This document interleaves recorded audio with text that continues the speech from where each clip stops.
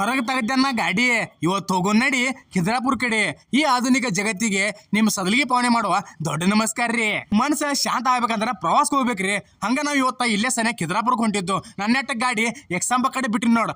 ಎಕ್ಸಾಂಬಕ್ಕೆ ಯಾಕ ಅಲ್ಲಿ ಲಕ್ಸೋನ್ ಕರ್ಕೊಂಡ ಆಮೇಲೆ ನಾ ಖಿದ್ರಾಪುರಕ್ಕೆ ಹೋಗಿದ್ದೀನಿ. ಎಕ್ಸಾಂಬ ಏನ್ರಿ ಸದಲ್ಗದಿಂದ ಕಣ್ಣು ಮುಚ್ಚಿ ಕಣ್ ತೆಗಿತಾರ ಅಂದ್ರೆ ಎಕ್ಸಾಂಬ ಬರ್ತಿತ್ರಿ.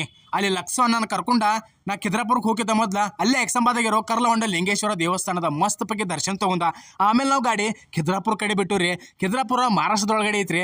ಧಾರವಾಡ ಟಕಳಿ ಮಾರ್ಗದಿಂದ ಖಿದ್ರಾಪುರಕ್ಕೆ ಬಂದ ಬಿಟ್ಟು ನೋಡ್ರಿ. ಖಿದ್ರಾಪುರದಾಗ ವಿಶೇಷ ಏನಪ್ಪಾ ಅಂದ್ರೆ ಹಳೆ ಕಾಲದ ಕೋಪೇಶ್ವರ ಮಂದಿರ ಐತ್ರಿ. ಕೈ ಕಪರ ತಗೊಂಡ ಈ ಮಂದಿರದೊಳಗೆ ಎಂಟ್ರಿ ಹೊಡೆದ ನಂತರ ಹಿಂಗ ಅನಿಸ್ತು, ನಾವು ಹಳಿ ಕಾಲಕ್ಕೆ ಹೋಗಿ ಬಿಟ್ಟಿದ್ದೀವಿ ಅಂಬಲತ್ತ ಹಿಂಗ ಅನಿಸ್ತು.